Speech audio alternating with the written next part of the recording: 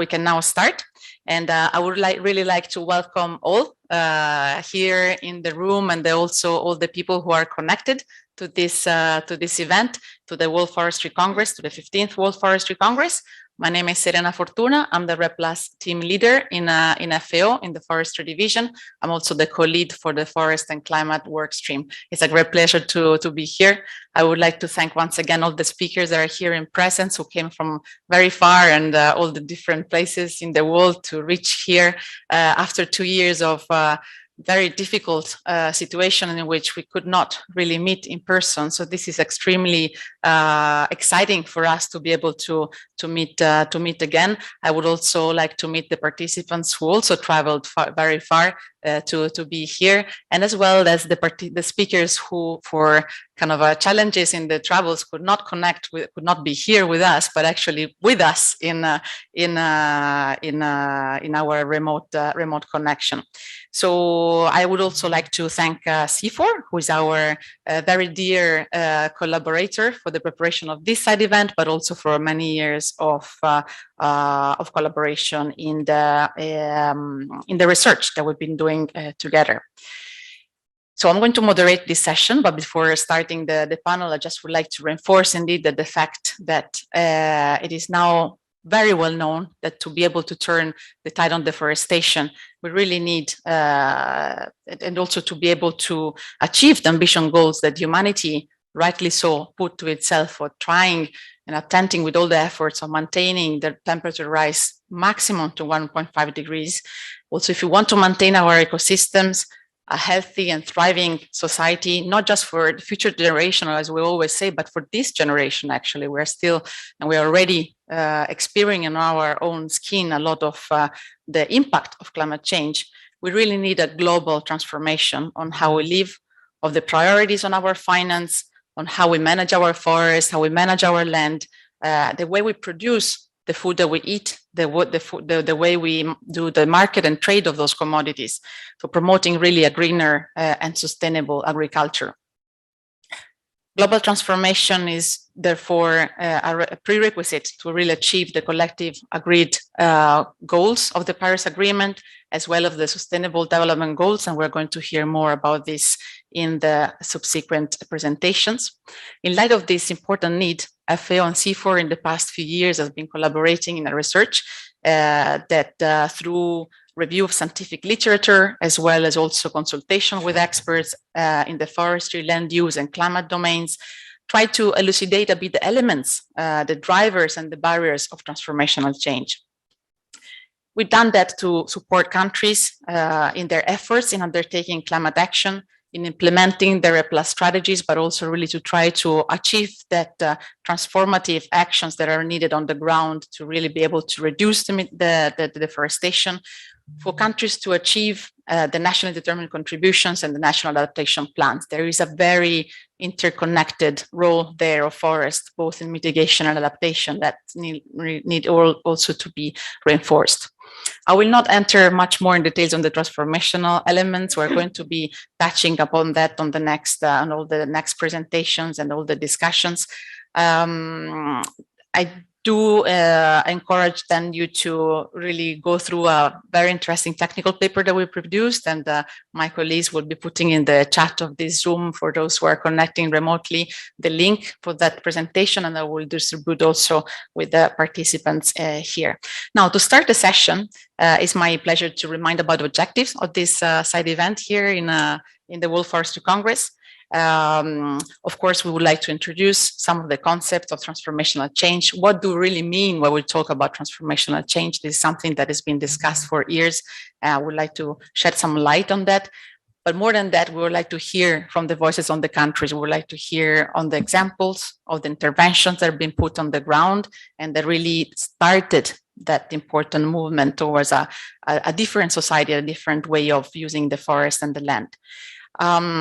And also, lastly, that the transformational change is really enabled by how we approach policy making and partnership at national and local level. We will start, as you can see here, we will start in the session. We are going to start with a keynote speech delivered by my colleague Steve Gnati from CIFOR, my colleague Christine from FAO, and really why we are talking about transformational change.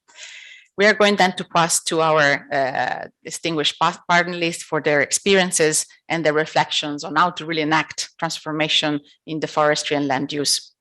As you can see, this is going to be a hybrid event, meaning that those that are here, of course, will also be able to put questions directly to the panelists, but those people who are connected from Zoom might also include questions in the chat. So our colleague Christine and also Naoko will kind of check in the chat and also then pass me the potential questions for the minutes in which we're going to have these discussions.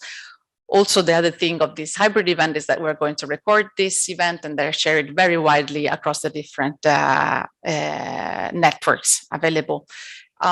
With no further ado, I would like to actually introduce the first speaker, who is Stefanos Fotiou. Stefanos is the director of the Office of the Sustainable Development Goals and the head of the UN Food System Summit Coordination Hub.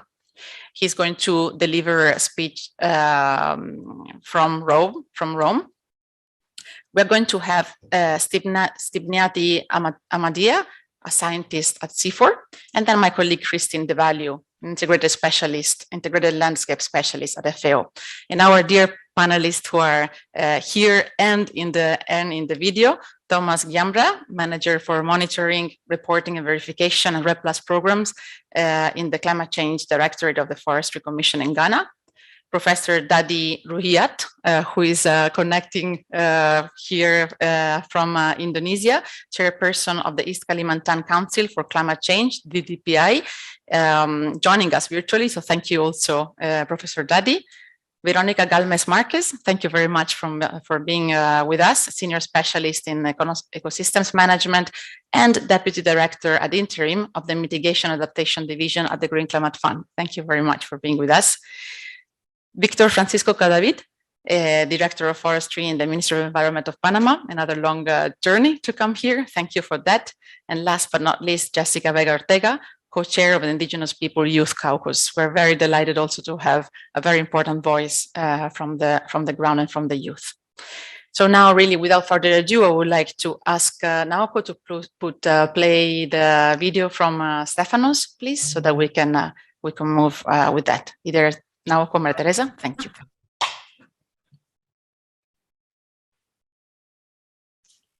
Dear colleagues, let me first thank the organizers of the event for inviting me to address this very important event.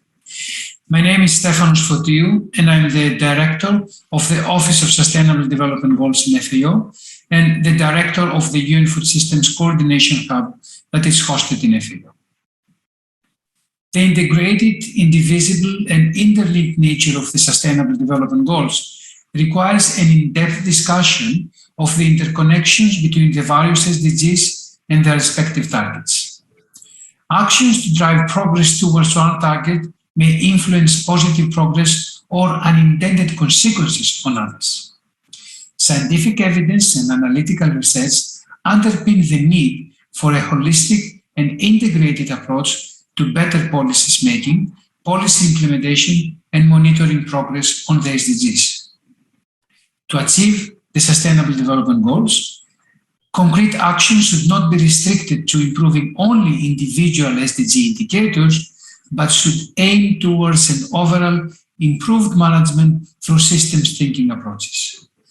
Adopting a systems approach leads to unfolding synergies, interlinkages, trade-offs and silos, and achieving coherence and integration as practically as possible. I'm a forester by background, and it's almost impossible for me to find an area other than forestry that is so close to the Sustainable Development Goals. There isn't a single SDG that is not connected to forestry. From SDG 13, where the forests provide one of the largest carbon sinks of CO2, to SDG 2, where forests provide food for local communities. I can enumerate all the SDGs and find the exact link to forestry. And for this reason, it's imperative to understand that sustainable forest management could only be considered as an accelerator of many, if not all, the Sustainable Development Goals. Last year, the countries united around the UN Food System Summit and created a momentum for change in the way we are looking into agri-food systems. The role of forestry in such change is profound. Agriculture and forestry face many common challenges like biodiversity loss, climate change, energy, health, and food security in the region. There are moreover many linkages between the two sectors, one of the most important being the interconnection of agriculture and forestry through agri-food systems, which are indispensable to food security, but are also a major driver of deforestation through the conversion of forest area into agricultural land, while being themselves also extremely vulnerable to climate change. Yet, it is possible to change. It is possible to increase agricultural productivity and food security while halting or even reversing deforestation.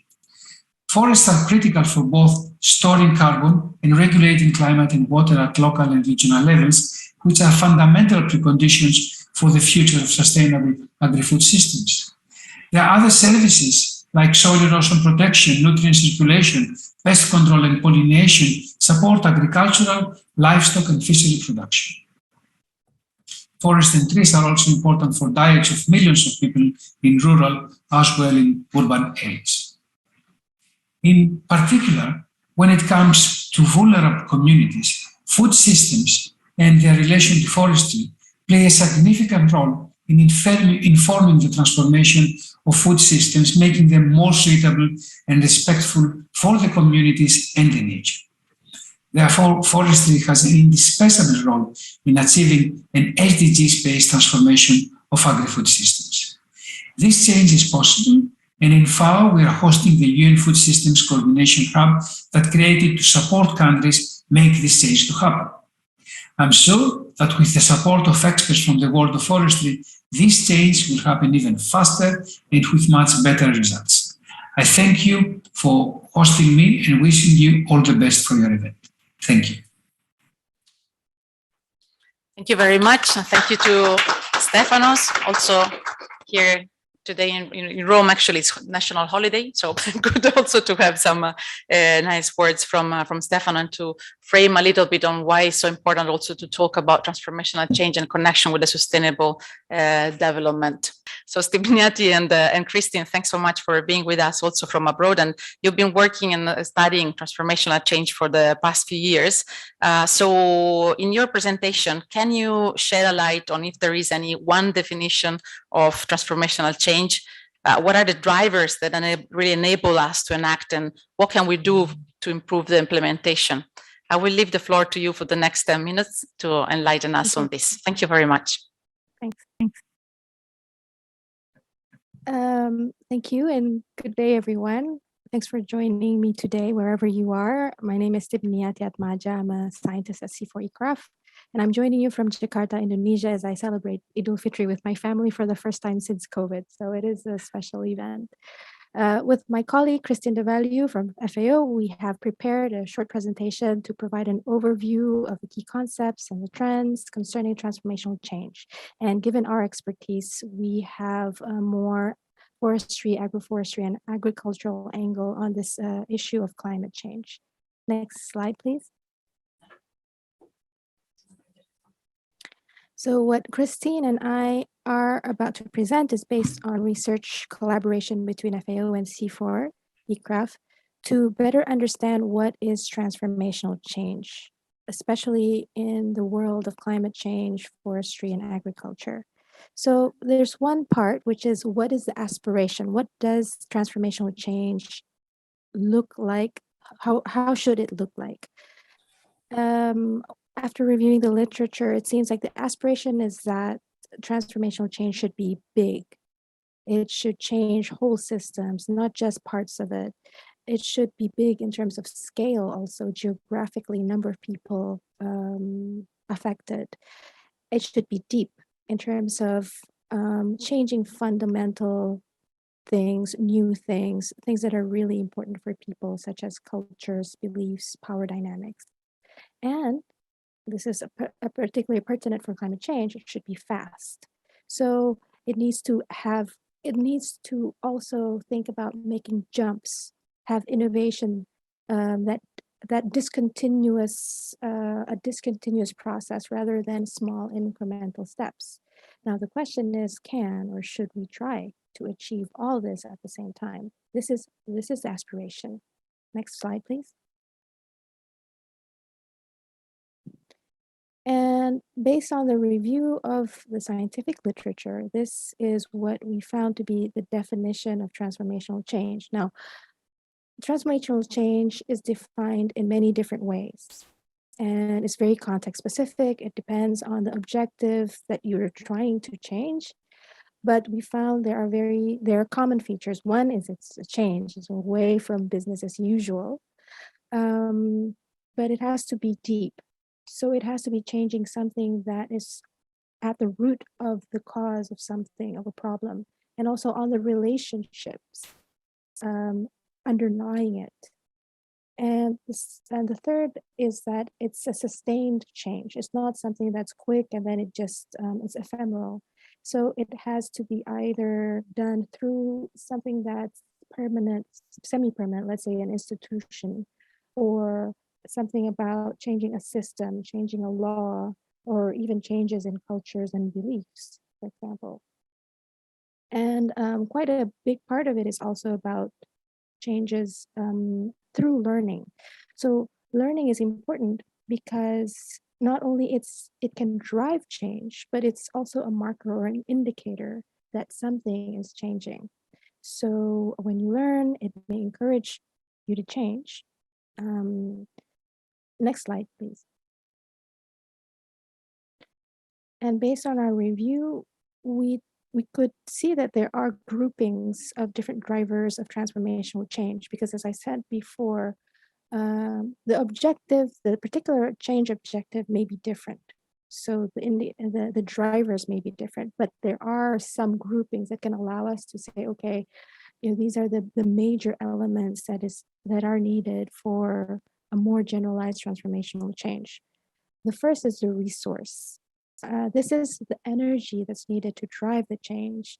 So, for example, not only this is about funding, but it's also about information. It's about knowledgeable people, committed people, time, a legal framework, market structure. The second is legitimacy. Legitimacy is a needed driver in transformational change because so that the change is accepted as an objective that merits allocation of resources. Sometimes an objective needs to be legitimized first. For example, if you look back, climate change wasn't really a legitimate objective on which we can dedicate funds towards. The third is processes. So the process that harmonizes the efforts and the norms across different levels and actors. And this could include processes that form a shared vision, collective learning processes, updating strategies and objectives based on evidence. So not processes in terms of institutionalized bureaucratic process, but also learning processes. And the fourth is norms. These are norms that guide processes. For example, norms such as openness to new ideas, to new actors, emphasis on giving equal voice, risk-taking, willingness to empower marginal actors. Next slide, please. So in this event, we assume that many of you are practitioners, those who are implementing activities, policies, or running businesses, or advocating for something related to forestry. And many of you are also scientists or researchers. And for you, there are a few messages from this review that we feel are important. First is that we need to be more transdisciplinary. So in this case, for example, between scientists and practitioners, there needs to be a close link, close communication between what the scientists find, what the scientists prescribe, and what the practitioners need. And there's also willingness to learn and from people who think differently or use different tools to analyze the same thing. The second is the need to be more inclusive. While the first topic of transdisciplinary sounds like I was already talking about inclusiveness, but here it's more about the inclusiveness of who defines transformation and who needs to change for who. And also, like the panelists that will follow this presentation, they will show that transformations are happening in every part of the country, at every level, by every kind of actor. Yet the science itself right now is practically dominated by rich countries, as those graphs show. Here, the biggest bar is on the high income. And so looking at this, it's hard to be, the science is difficult to be legitimate in all these contexts where transformation is being done, because it's driven by perspectives and realities of one particular type of country. And so it's not easy to expect those findings to be translated, to be accepted in other countries, notably poorer countries. And so here, to get more practical tools, methods, and insights, the science needs to be more inclusive, to include more developing country researchers. And the third point is we really need to think about monitoring, rethink about monitoring and evaluation. The drivers of transformational change that I've mentioned before, resources, norms, processes, legitimately, these are rarely included in a typical M&E setup because they're super fuzzy. So it's hard to grasp, it's not quantitative, and it needs a long time to observe. And sometimes we start monitoring something thinking that the path of transformation goes this way and we monitor that path, when in fact it branches out into something else and we don't monitor that branch, for example, because the process is messy and uncertain, and we need to have tools that allow for that messiness and uncertainty. And now I'll hand over the presentation to Christine. Thank you for your attention. Thank you. Next slide, please. Thanks. So this session is acting on some of the key recommendations from the study, which, as Nia just said, encourages interactions between scientists and practitioners and the inclusion of developing country stakeholders in the discussion. Since we started this work in 2017, more and more organizations have been integrating transformational change into their work and producing knowledge about transformational change in the context of tackling climate change and other pressing global issues. The World Bank's Climate Investment Fund has a transformational change learning partnership dedicated to the topic, and donors such as GIZ have published their findings about designing and monitoring transformational projects and programs. The Green Climate Fund has integrated the concept into its processes, which we'll hear about in a little bit. Talk about transformation has been increasingly mainstreamed in reference to food systems, forests, and land use. One quite recent example is national pathways for food systems transformation that countries are developing, linked to the UN Food Systems Summit that took place last year, which we've already heard a bit about. And I've posted the coalition specifically on deforestation and conversion in the chat. However, literature about transformational change in these sectors still remains limited. We have yet to see whether the integration of transformational change across these sectors is increasingly visible in the scientific literature. Now we'll hear about some countries, projects, and funding institutions putting transformational change into practice. Thank you for your time.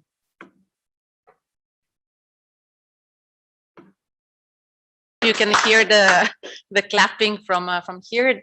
Am I unmuted, Nauko? Yeah, super. Okay, so I hope you could receive the clapping. Stibniati, also thank you very much to you for connecting also at your end on a special day and also family circumstances. So thank you very much for being with us. Indeed, I would like also to encourage all of those who are here to then visit the FAO booth at the exhibition, where you are going to be finding also the technical paper that we've been discussing here, and then really bring away with you all the wealth of knowledge that was prepared in the years of research. But now let's take advantage of the experts and the panelists that we have here with us in person. And I would like to start then with some questions to our panelists. We would have loved to have this more sort of a living room style, but please bear with us with the setting. But it's still kind of a very, very informal, and we would like to have your kind of remarks and inputs on some important points. For example, I will go through a couple of rounds of questions with you before leaving the floor for questions either from here, from Seoul, or also on the chat. I will start with Thomas, actually. Thomas, of course, recently we've really seen an acceleration of the changing discourse around really how agriculture and forest interact, which is something that was really pushed for several years, but now we are really started grasping the change. This happened both through the Glasgow Leaders Declaration on Forest and Land Use, but also through the FACT dialogue, the national pathways of the food system transformation that also were launched in September. Now, Thomas, how have this high-level international agenda around forest and agriculture and climate change really interacted with national priorities in Ghana to change decision-making process and investments towards a more sustainable agricultural production? I will give you the floor for 3 minutes and then we continue with the conversation. Okay, thank you very much. Can I? Is it okay to remove? Yes, it's perfect, I think, right? Yes, just 3 minutes, yeah. Thank you very much for the question, and thanks to FAO for this invitation as well. When I listened to, is it Stefan? I think he mentioned like the key things that forest does for us. And to me, that's very key. And once he was going through, you realize that it's something that's at the core of human being. And such things require concerted effort. It's no wonder that most of these forest agendas are set internationally so that nations will now then take them back home so that to localize such efforts. So in Ghana, we are not left out of this particular process. You realize that the protection of forests, the sustainable use of forest, the restoration of forest, even though it's at that global level, in Ghana, we've been responding to these international agendas.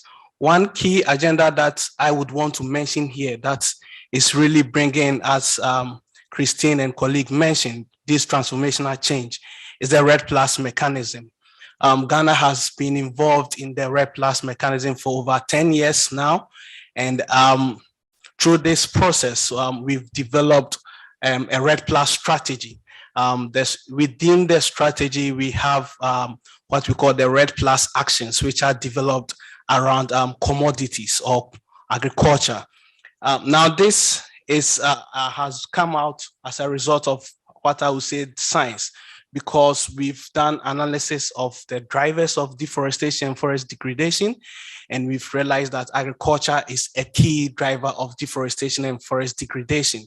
So we needed to come up with a way. But when you look at deforestation and forest degradation, to us, it's about the livelihoods of the people. No one will just go and clear forest for any other reason, perhaps to get food and all that. So we needed to come up with a mechanism or a way to ensure that food production systems do continue, but in a sustainable manner.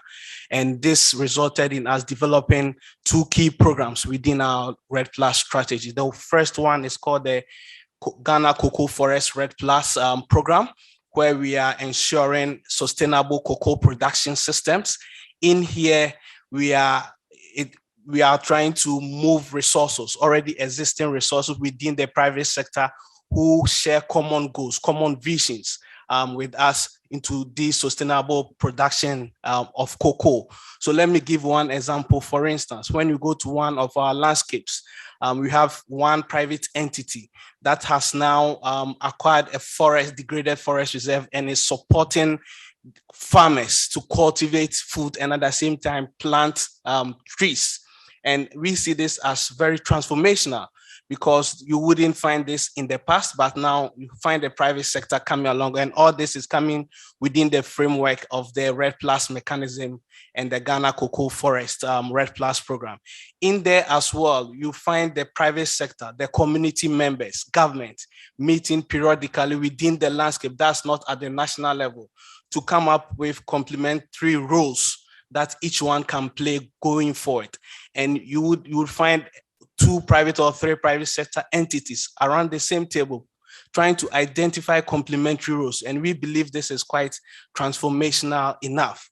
I mentioned 2 programs. I wouldn't want to go much into the details, but there's another one which is being supported by the Green Climate Fund here, and it's in the northern part of Ghana. It's called the Ghana Share Landscape Emission Reductions Project. This has women groups who collect share, and we realize that share, for instance, there's a myth that share cannot be planted, but there is science to back it that share can be planted and be fruiting in a very relatively short time. So 2 to say 5 years, the 5th year is going to fruit. Hitherto, share, we thought that share would fruit in 15-20 minutes. So this is something that women groups have started planting, and we believe that it will increase the income levels of women groups. So we have the private sector ready to buy these share once they are planted and collected. So you have a mixture of all of these across the country. The southern part where we have the cocoa, and the northern part where we have the share. And the RED Plus mechanism is introducing this. Thank you very much. Thank you so much, Thomas. Of course, we'll get back there with some more questions with you after. But indeed, I think it was very nice that you started mentioning RED Plus as a bit as a booster also for that transformational change that is so much needed on the ground. And also really liked the factor that you put on the kind of the agriculture being the driver, but also an opportunity depending on how you really manage that and how you boost it on the ground. But Jessica, over to you now to explore, and thanks for putting back your mask. Of course, we all have the 2 PCR test negative to enter here, so we have some flexibility just for the time in which we speak, but then thank you for putting it back. Jessica, now we've been talking on really the critical role of Indigenous people for the last decades, I would say.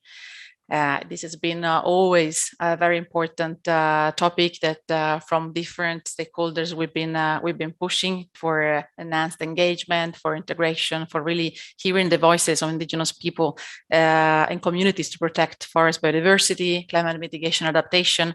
But recently, especially COP26, there's been a reinforced sort of commitment, and a commitment actually of $1.7 billion will be put towards the support of the engagement and really the active role of Indigenous people. And how do you see this as a broader political recognition of the legitimacy of Indigenous peoples as forest stewards? Over to you for 3 minutes approximately. Thank you. Thank you first for inviting me. I think the thing for starting for Indigenous youth, I don't know if it is, sorry. Yes, thank you. Sorry.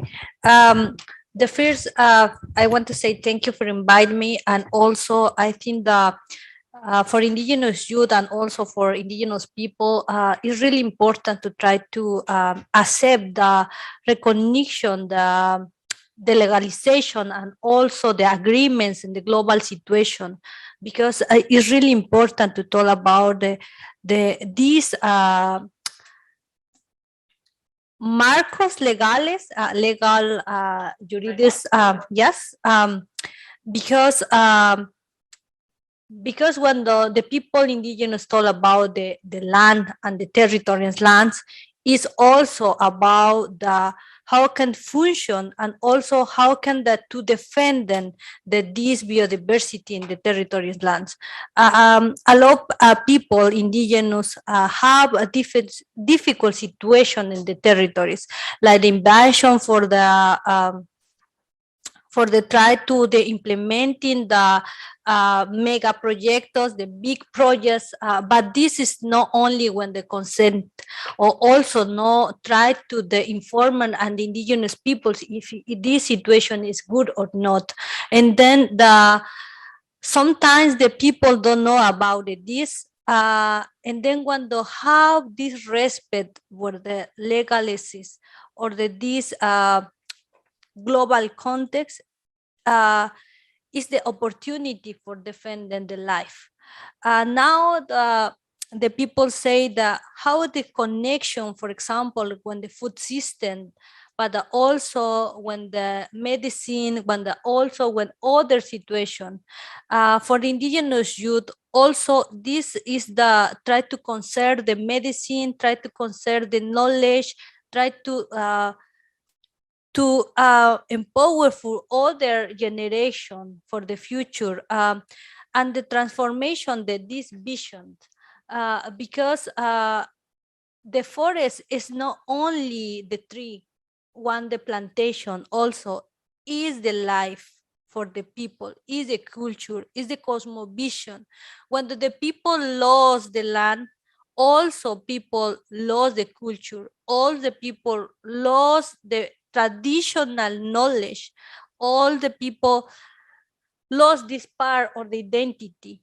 And then for the indigenous youth needed to try to stay in these spaces, because needed to try to say that the people it's necessary to have the perspective culture when the try to implementing one situation in the territories, because it's not only to look in the future, it's only to try to know about the past, it's only it's also it's also to try to talk about the present, because have this difficult situation for COVID is not only for the one accident, for the one situation, is also for the system,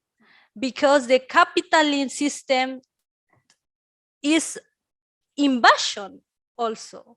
And then the COVID is not only the pandemic, it's also the pandemic for the future. If it not take action now, it's not only COVID, it's going to be much more, right? Indeed. Yeah. Thank you very much, Jessica. Thank you so much for your points, and actually for bringing us back to the importance that forests are much more than carbon, of course. Forests are also a source of life and a source of identity for especially indigenous people, local communities, but for all of us.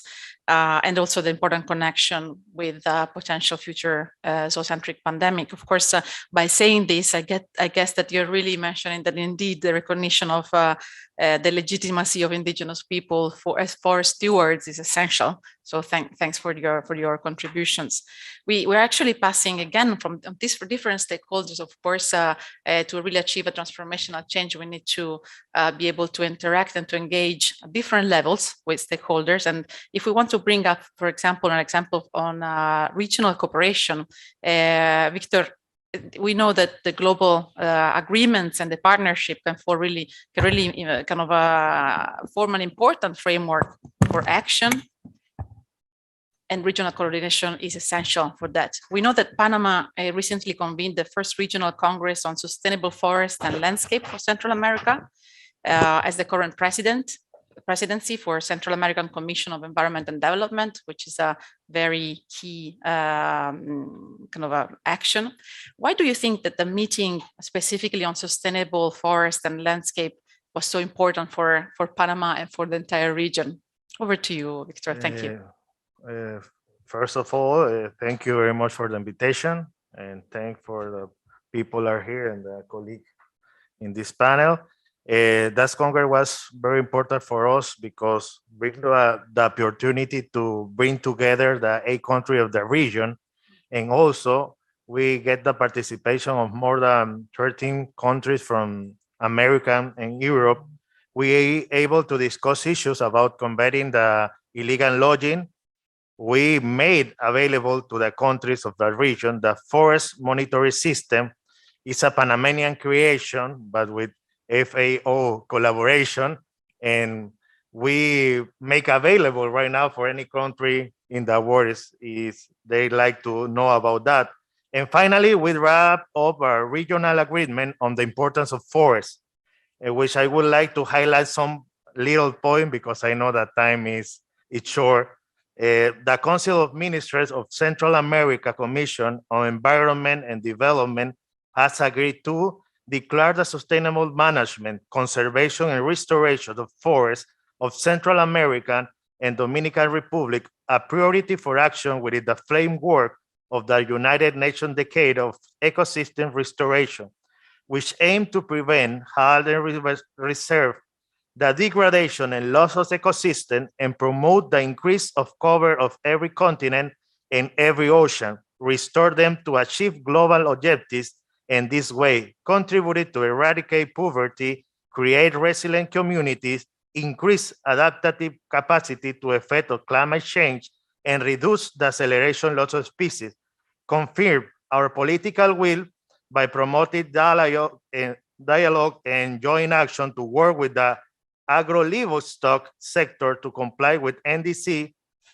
within the framework of a follow 2014 initiative, which proposed the restoration of ecosystem and sustainable productive landscape as one of the main lines of action for achievement of resilient impact, promotes sustainable forest management and the strengthening of national system of protected areas and other conservation strategies, taking into account that they constitute a clean and direct option for biological connectivity and green recovery in the most vulnerable territories, offering opportunity for rural employment, income generation, water supply, and contribution to food security for our population.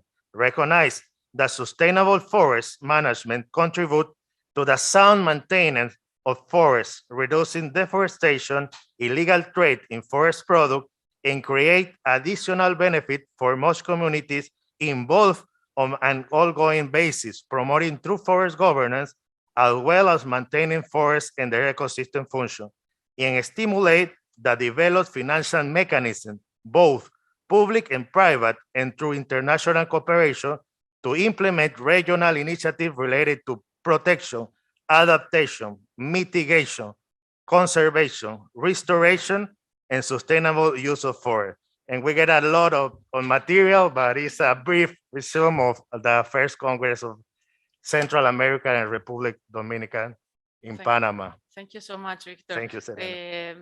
It would be fantastic then if you can also leave at the booth some more information there in Yes. the FAO booth. Use it as it could be helpful also to disseminate a bit more the material so that was created there. And I think you also did a very nice connection again on mitigation adaptation actions. That's what is really the forest can serve that purpose of linkage. You also mentioned very importantly forest as a solution, not just for climate change, but also in terms of enhancing sustainability and livelihood and the economy of the countries in the region. You reminded about the UN the ecosystem of the restoration. Important to restore, but important at the same time to continue the reduction of deforestation. So thanks for putting those important points. We will move actually now to hear a bit more from a very different continent, and we would like to jump with Pakdadi into East Kalimantan. Pakdadi is connected with us via Zoom. Thank you very much for being with us. Considering the connection, I will be posing to you a couple of questions directly without the 2 rounds, so to make a bit easier the smooth implementation of the event. But East Kalimantan economy has really been undergoing a major shift in the revenue of sources between the late 1900s, when it was almost exclusively reliant on oil, on gas and coal, and it really moved into a different perspective today. So the fact that we would be honored if you could indicate to us what really triggered that transformation to green growth as a path. what do you think that really was important to change the mindset? That's what we're really talking about here, right? I mean, how to change mindset in the management of forest and land. I will give you 3 minutes for this question approximately, and then I will pose directly the next question. Thank you so much, Baghdadi. Thank you for the question and also for the invitation.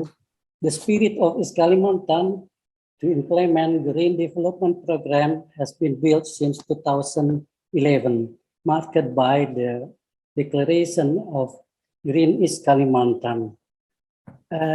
This is motivated by occurrence of severe environmental degradation due to extractive use of natural resources in the last 5 decades. High rates of deforestation and also forest degradation has actually been the cause of various disasters, including the prolonged flooding, extensive forest fire, landslide, and also lack of clean water in several areas in East Kalimantan. The disaster is not only cause property losses, but also cause sometimes catalysis. The local government and the people of East Kalimantan are very concerned on this condition and are determined that East Kalimantan must become a green province. And several strategic steps that have been taken after the declaration are, for instance, the conducting of economic transformation, the role of non-renewable natural resources as a basis for economic development is being gradually replaced by the renewable one in form of agro-industry. Another step that had been taken is the establishment of regional Council on Climate Change to coordinate and to integrate climate change mitigation and adaptation activities. Next is the preparation of several strategic documents as a reference for implementing a green development program, including low carbon growth strategy document, regional action plan for emission reduction, REDD+ strategic and action plan, and also master plan of green economy, as well as master plan of adaptation and mitigation of climate change.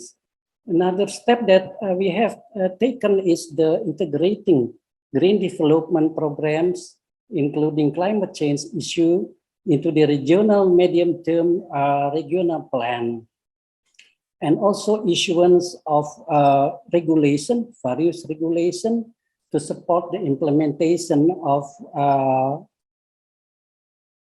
green development programs, including those governing the environmental quality site index, emission intensity, regional disaster management, and also post-mining reclamation, and recognition and protection of indigenous people, and also a spatial plan that adopt the adaptation and mitigation strategy of climate change. And we have implemented two main green program. First is the FCPF Carbon Fund to save the remaining about 6.5 million hectares of tropical rainforest in East Kalimantan. And the other program that we have also coordinated is the Green Growth Compact. It's a forum to strengthen the commitment and collaboration of stakeholders in overcoming green development issues at site level. Thank you very much, Baghdadi. I think you mentioned several interesting points that would really actually go in the direction of the questions I was also thinking later, because you mentioned so much in terms of the partnerships, the different platforms that you have really boosted in East Kalimantan, the Council of Climate Change that you are actually chairperson of for East Kalimantan. What you also mentioned, very critical, the master plan of green economy, therefore really bringing in finance and kind of trying to transform how East Kalimantan is assigning finance to the development, but to remain on the platforms and on the partnership. And again, with your head of chairperson of the East Kalimantan Council for Climate Change, what do you really think that you found as effective in terms of protecting our forest, but especially how did you manage to really bring across all these actors? Because this is also something that we've always been discussing in the past few years, but not in every country really, this is something that is moving forward in concrete terms. How did you, what kind of suggestion, what recommendation you can give to really achieve a concrete engagement of cross-sectorial actors? Over to you again. Yeah, the DPI was formed in 2011 by East Kalimantan provincial government. The involvement of relevant government institutions and support from academia and civil society has enabled the DPI to act as coordinator, as a facilitator, and as motivator for stakeholders to take part in ongoing green development processes.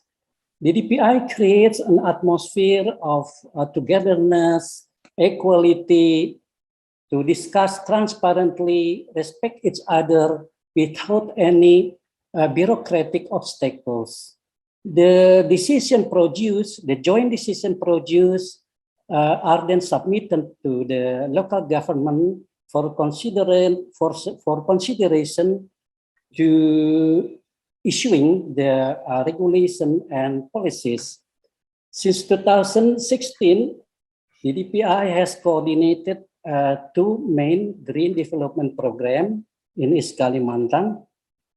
The first program is the FCPF Carbon Fund program, especially the first 5 years long its readiness phase, and the second program is the Green Growth Program. The main objective of these two programs is to manage a forest sustainably, to improve the quality of environment, and also to improve the welfare of the communities. Thus, in my opinion, the most effective to protect forests is first the involvement of all stakeholders in fair decision-making processes, and the second is the existence of government leaders who are able to integrate the aspiration of the parties into the regional program of the of the province, and should be applicable to the regulation and law. Mm-hmm. This is my point. So thank you so much, Professor Paitadi. Sincerely, we really look forward to have you live with us one of these days. The wealth of knowledge that you bring down from the root of the experience is very deep and wide. Very important to remind the fairness of the engagement and of the collaboration with the different actors. So thank you very much for that. Stay tuned, because during the question and answer sessions, there might be questions for you.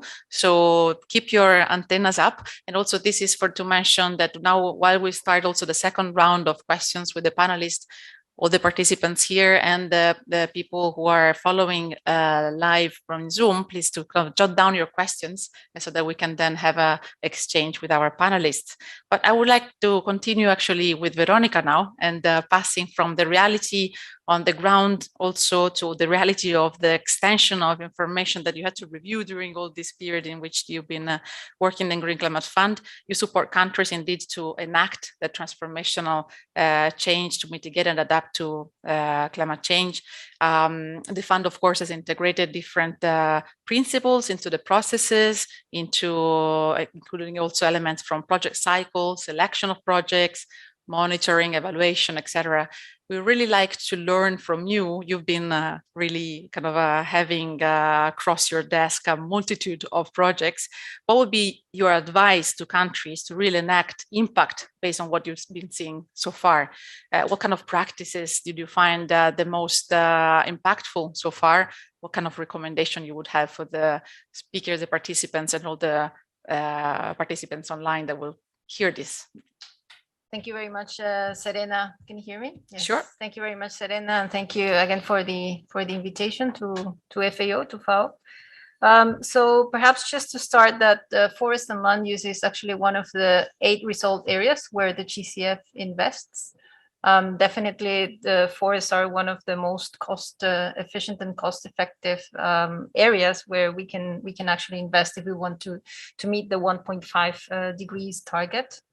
So basically, the GCF finances projects and programs that are transformational in nature. So transformational change and paradigm shift are used perhaps interchangeably in the GCF. And in the context of the GCF, paradigm shift basically refers to the degree to which the investment can catalyze the impact even beyond the project or program duration. And that's the main challenge. So how do we understand paradigm shift? Because it's actually one of the 6 investment criteria that we have at the GCF when we assess the projects, and also one of the key investment criteria when the board recommends a project or program for approval. So basically, this relates to how do we unpack, right? How do we unpack transformational change? How do we unpack paradigm shift? And basically, paradigm shift is at the heart of the GCF theory of change, is at the heart of how we work. We use a 4-pronged approach to try to unpack the transformational change that we want to see in our projects and programs. And in the forest and land use sector, perhaps I can give a couple of examples. The first prong or the first pillar is transformational planning. So how can we, with the readiness funds that can be provided from the GCF to the developing countries, how can we actually support countries in creating the enabling condition that is needed for further investment and finance? So through the readiness program, so far we have invested $12 million only in the RED Plus readiness, not in the overall forest and land use, but only in the readiness sphere. Concrete examples of support that the GCF provides in the readiness area includes development of carbon registry systems, for instance, support in the completion of the RED Plus Warsaw framework elements, MRV systems, updating of forest reference emissions levels, safeguards information systems in place. So these are the types of activities that are under the first pillar of support, transformational planning. The second pillar that relates to how the GCF understands transformational change is basically how to accelerate the climate innovation. Innovation not only understood as technological innovation, but also financial innovation. How can we actually use the grant resources and the different financial instruments to mobilize additional funding, including from the private sector? Innovation also related to social aspects, business models that are needed to respond to climate constraints. And here is, for example, the one good example here under accelerating climate innovation is the project that was approved for Ghana. It's related to how to mainstream deforestation-free commodity supply chain approaches in the shea value chain. The third pillar relates to mobilizing finance at scale.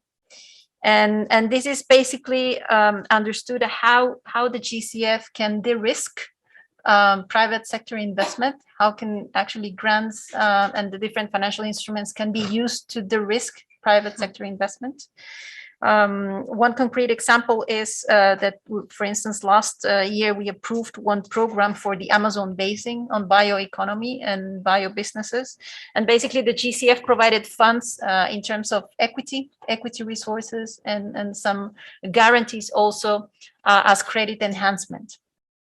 And the fourth pillar, and just to finalize my comment here, is how do we finally align all these financing with sustainable development? And here the role of the NDBs, the national development banks, the local financial institutions actually play a key role, because these are permanent institutions in the countries. And these are the types of institutions that need to be strengthened to channel then funding from the public and the private sector to tackle climate change.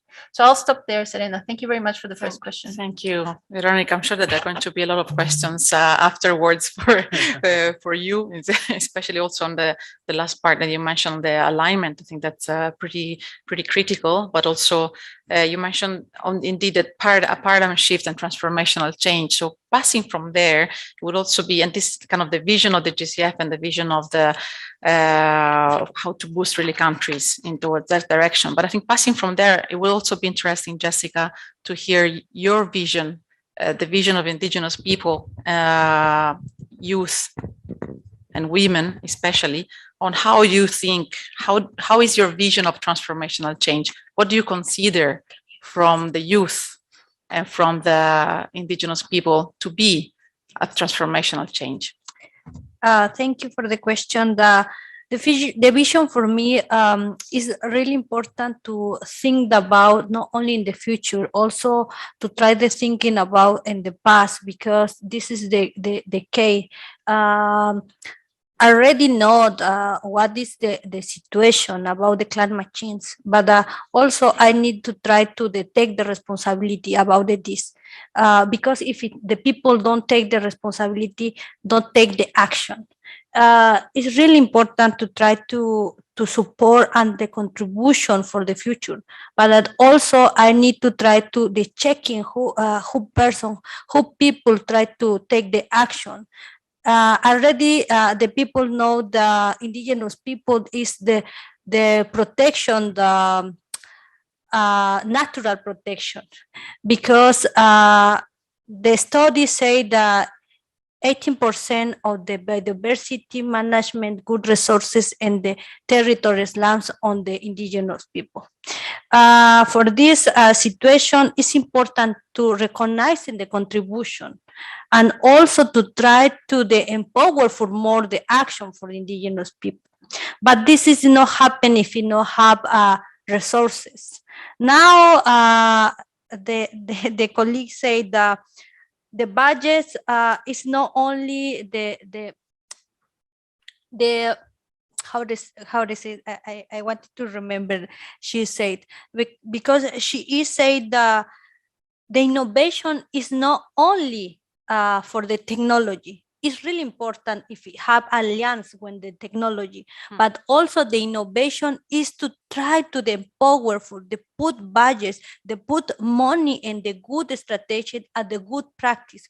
For example, in Latin America now, I am part also of the network, and this network just to try to give a little money. Is the $6 million is like the $600,000, $1,000, but for the people is a little less. Is I don't know how to say poco. It's minimum. Minimum, but this minimum money is a lot for the indigenous people. It's a lot because they try to extend this money for making a lot of things. And then starting the program, the people, for example, in Ecuador, they to teach indigenous youth how to management the land, and also the planting, and also they will put the idea for transformation, and they try to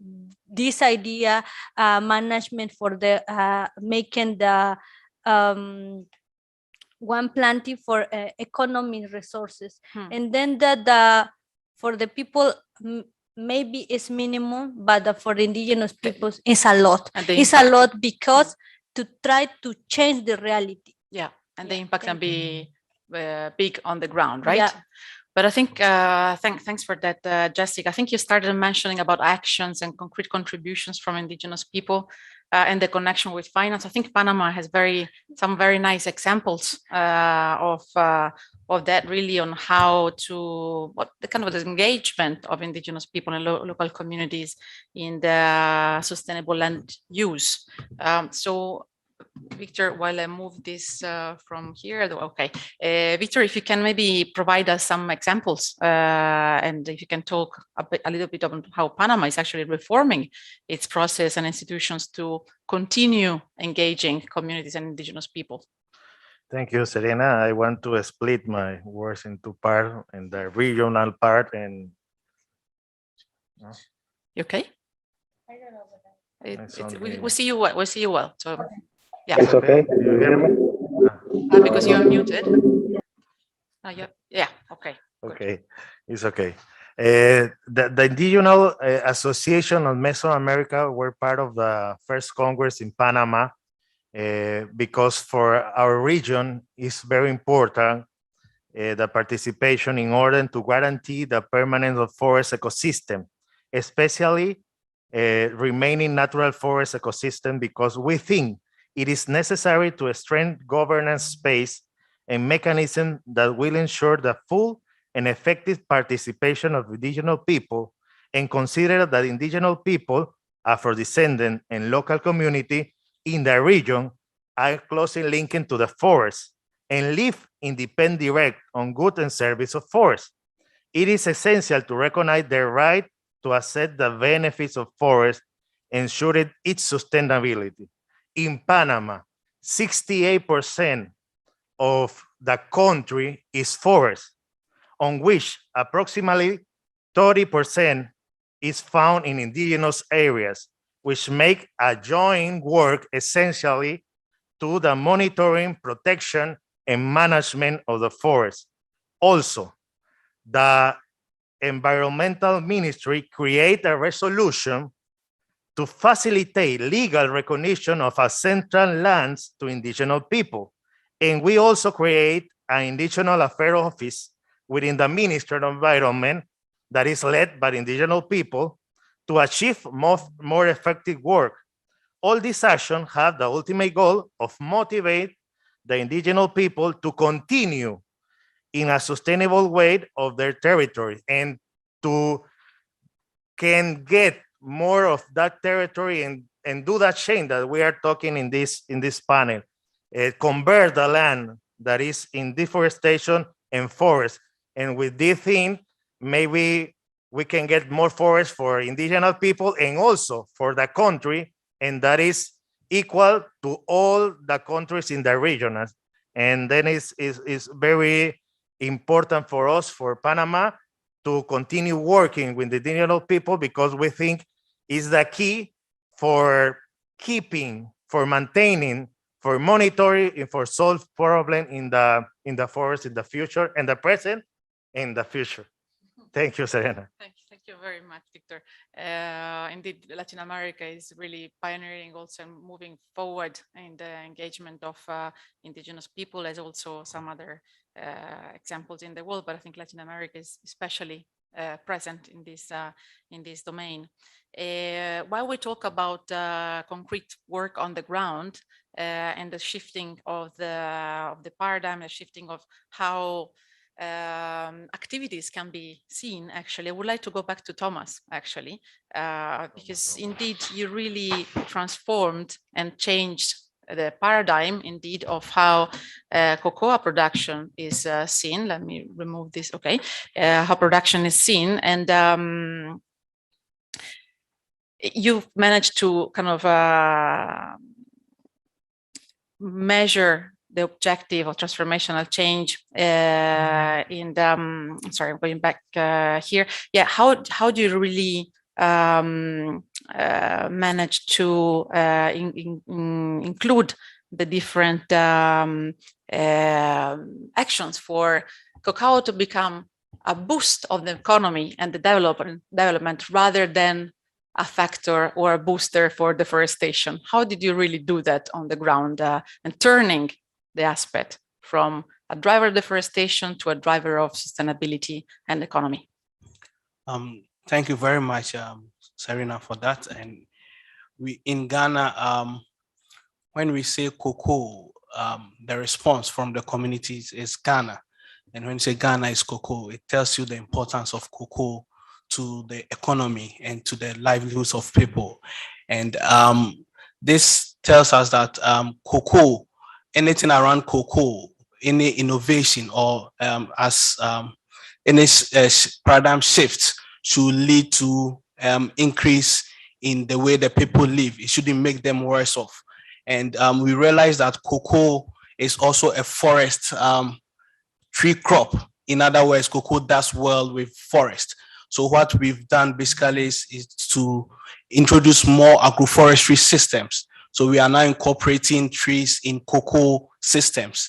And once we're able to do that, we realize that there's a change or there's an increment in the level of yields that people are gaining now.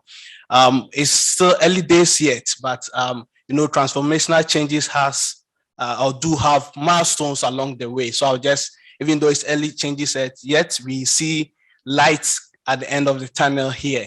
So for instance, people on the average used to harvest 450 kilograms per hectare for cocoa, but since the introduction of these changes, people are now harvesting on the average 600 kilograms per hectare for cocoa. And we see that these are resulting in the changes of their level of incomes. And that is what people want at the end of the day. We don't want any transformational change that will lead to making the people worse off. Two, we realize that in all of this as well, once the forest cover in Ghana is improving, we had a 2019 land use cover map that was made. It realized that we've increased the forest cover over the period. We are now hitting about 28% of the total forest land cover of Ghana. And one thing that we've done for this particular cocoa program is that we have an emission reduction payment agreement with the FCPF. And about 70% of any carbon payments is going to the communities. So they realize that there's something in there for them and they are ready to commit to these changes that we are currently bringing on board, and they are in for it. So these are the few things I would like to mention. Thank you. Thank you very much. Thank you very much, Thomas. So one of the challenges for sure was the economic sustainability and how to really boost this. But in terms of challenges, I think, Veronica, maybe you've seen various other challenges for countries trying to implement transformational and change in practice. What would be your suggestions for overcoming those challenges that you've kind of learned through the different work with the countries? Thank you very much, Serena. Indeed, we've seen many challenges. I would say that probably one of the main challenges that I see in the forest and land use sector, I don't know if you're aware, but basically at GCF, we need to demonstrate this balance between adaptation and mitigation. So we really need to keep this portfolio balance of 50-50 in terms of mitigation and adaptation.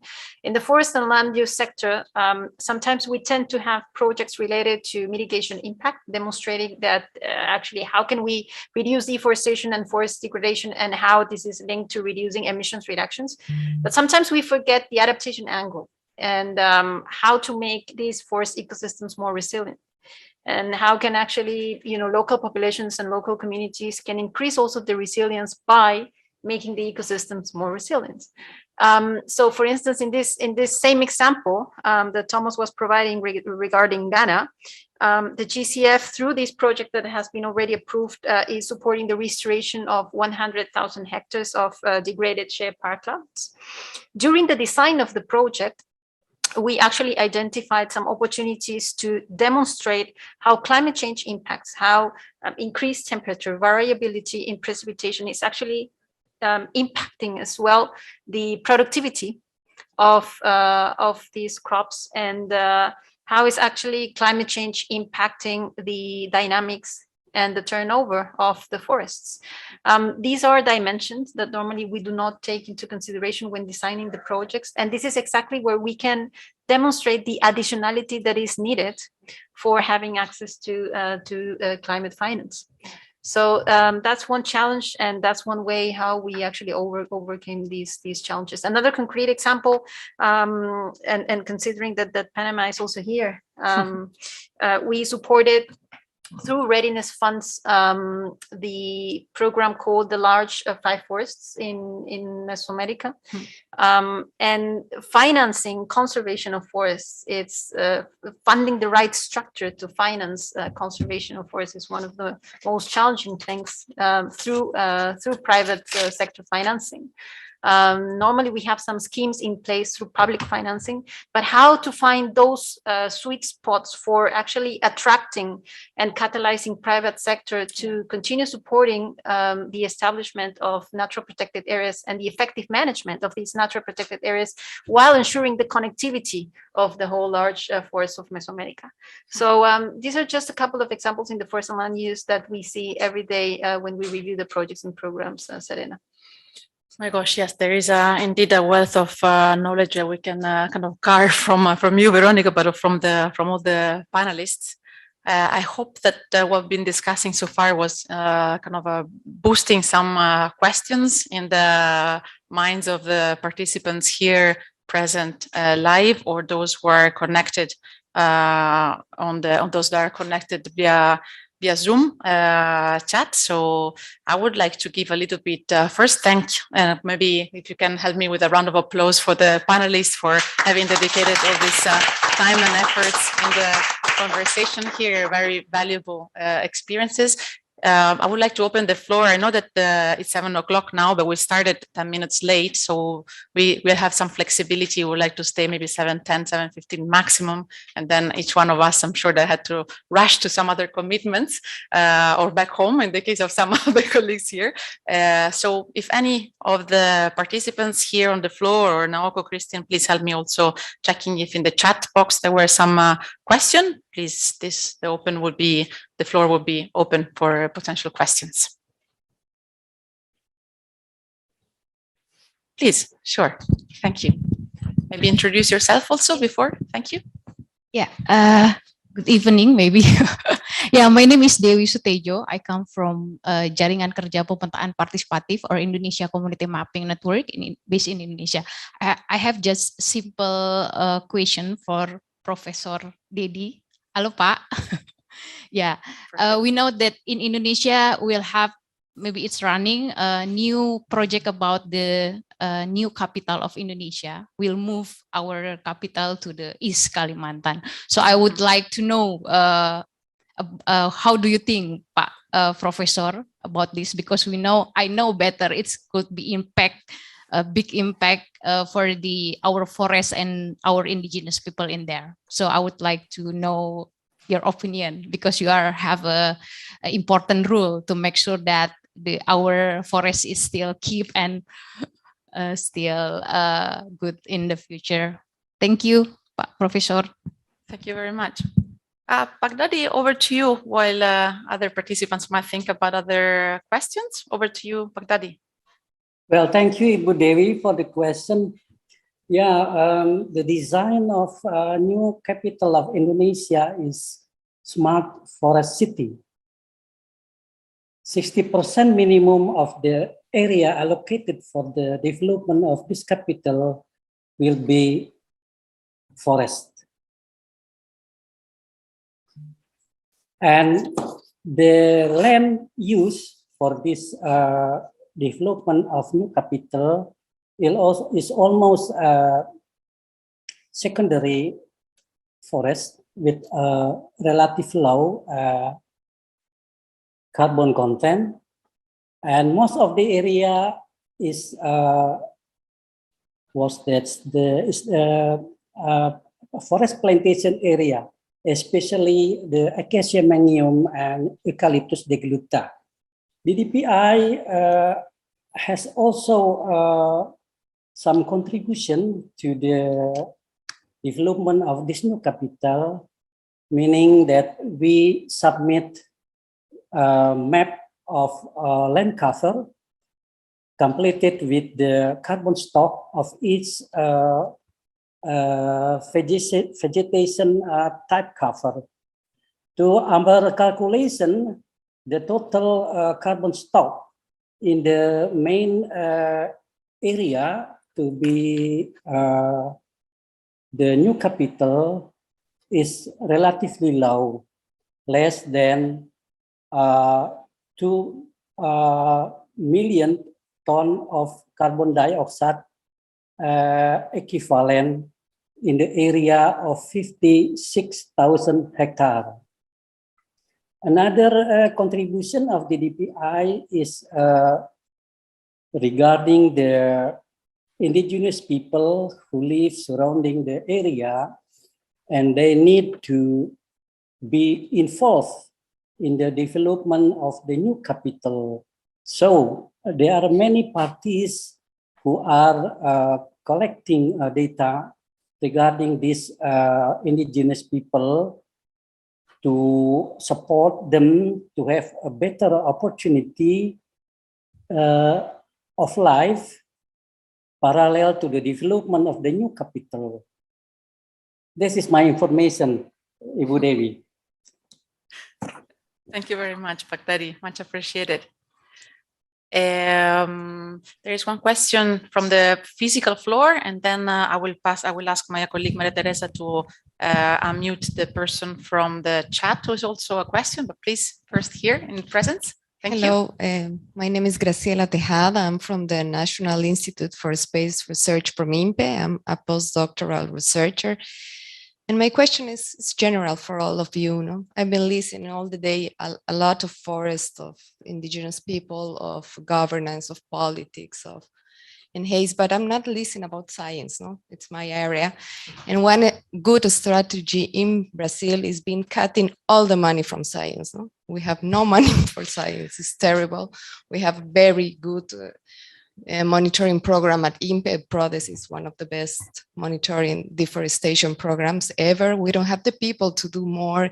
It's a very, very hard situation. So in those programs that you work, do you have some link with science? Do you form universities? Do you form PhD students? Do you have that link that the studies, a way to contribute to the science that it's always the base for all the methodologies and all that stuff? Thank you. Thank you very much for bringing that important point as well. Indeed, science needs to play a pivotal role in all the work that policy making does. Maybe I think probably Ghana, Panama maybe also, but maybe Thomas first, and then Veronica, if you want to complement also from GCF, but Ghana, I think potentially, right? Yeah, thank you very much that's an interesting one. I mentioned, for instance, the cocoa program. There's, when you go to the Ghana Cocoa Board in charge of cocoa, we have a research division called the Cocoa Research Institute of Ghana. And everything that's the implementation or the activities that we are implementing, they have demonstrated it in the field for a very long time to indicate to us that it's really viable, and it's when put in the field, it would work. And that's at the heart of whatever we are doing. Veronica mentioned, for instance, the shea processing that we have up north. Sorry. The technology is a bit homemade. Just for the video, but yeah, for the rest, everything works well. Please, Thomas, continue. Thanks. The second one is the shea. There's a myth around this that it cannot be planted, simply because you find it fruiting usually or mainly occurring in the wild, and you have about fruiting in 20 years, 15, 20 years. But through science, of course, it's been reduced to 5 years now. And that's what you use to inform whatever you are doing. So there's a science to whatever we are doing. We don't just go into the field to implement anything. We rely on the science of the activities or the actions that we implement. And there's a linkage always. We have the Forestry Research Institute of Ghana that implement bring our science work that we also depend on. And we even within the Forestry Commission, once we have a technical wing that try some of these science researches in the field. so that it's not just the research aspect of it, the development aspect of it as well. So the R&D, we take it very serious. We recently even launched what we call Ghana Forest Plantation Strategy. And one of the key objectives is the R&D of it as well. So we take science very serious. Everything I've mentioned, at the heart of it is the science that backs it. Thank you very much. Thank you, Thomas. And just to complement also the very presentation that Stibniati and Christian put as a setting the scene is based on science, review of literature that went through evaluation. So we, CIFOR and FAO, consider the science needs to be at the very center of every decision making. So thank you for this question and to put it a bit more on the table. Any of the panel want to complement something on this specific point or other points? Veronica?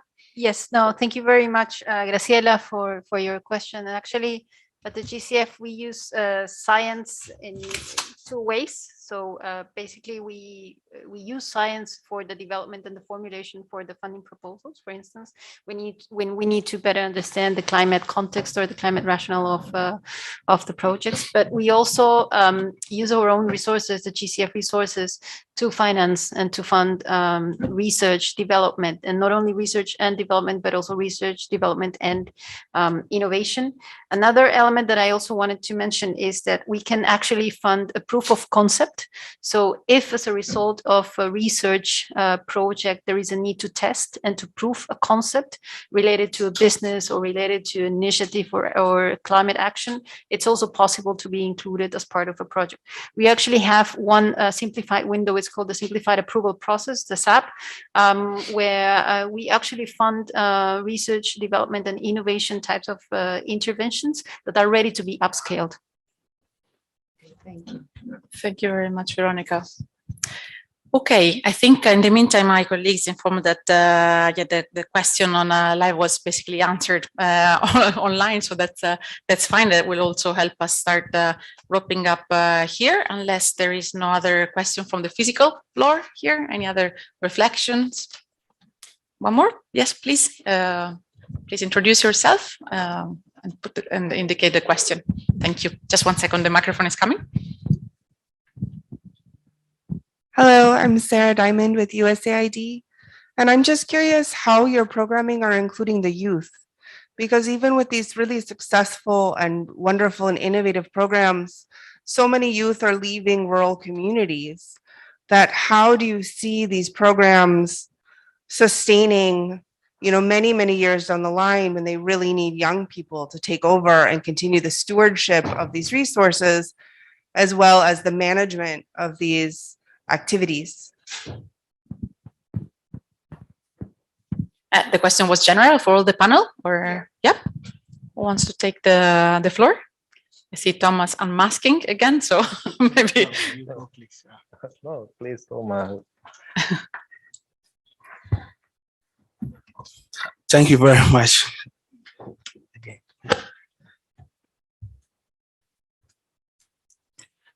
Thank you very much for the question.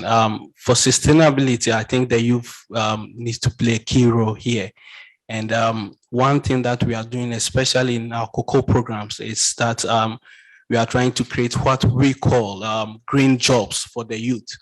What do we mean by these green jobs? We've set up what we call rural service centers, where we bring the youth within the communities to train them on providing some simple services for farmers.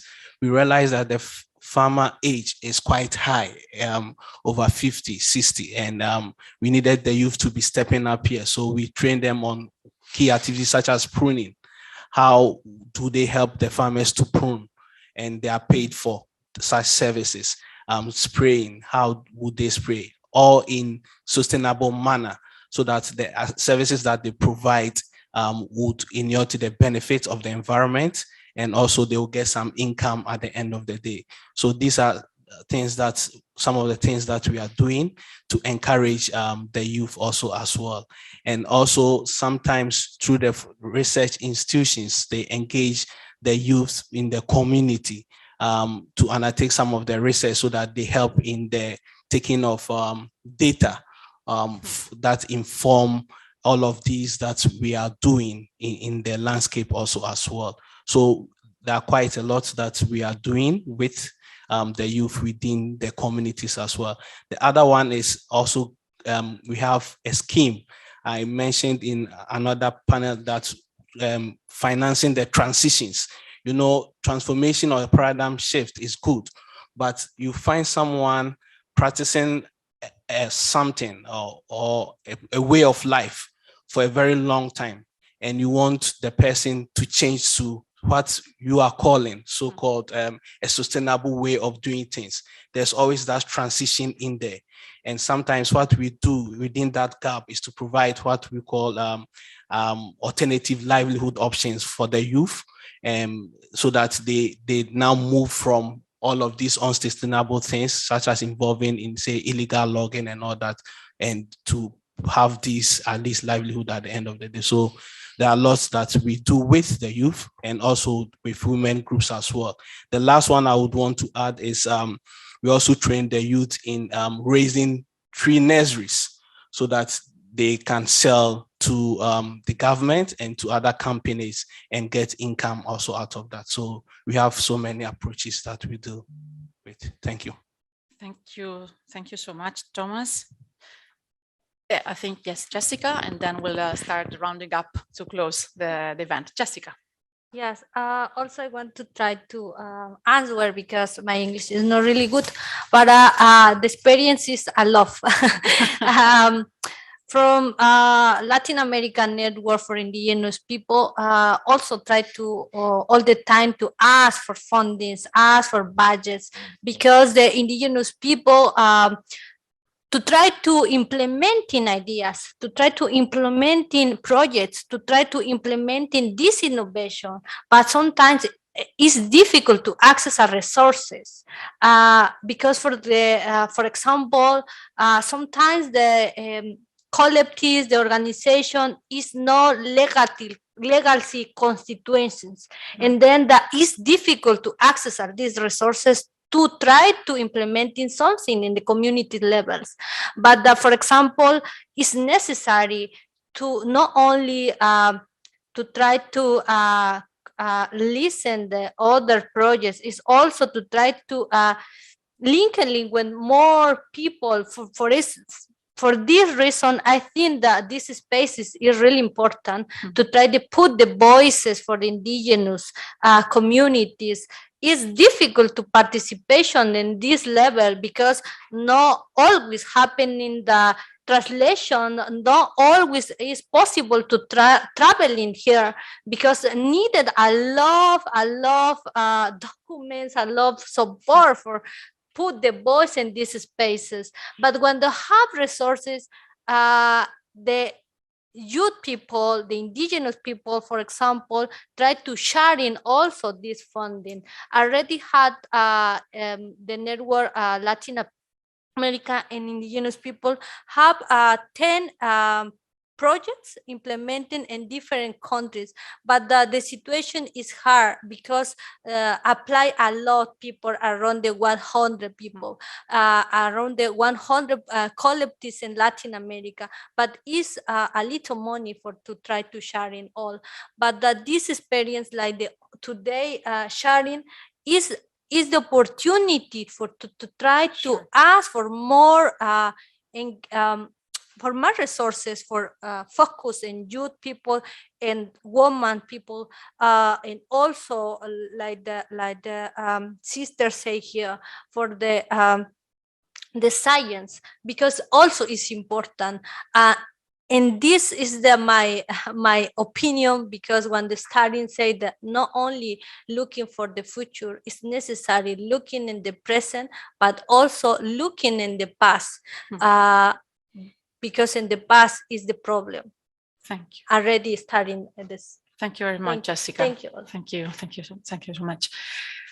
With that, I think I really need to kind of start wrapping up here. It has been a great pleasure to have you here, the panelists, also Baghdadi, Christine Stibniati. It's been fantastic to have your inputs and your contributions here.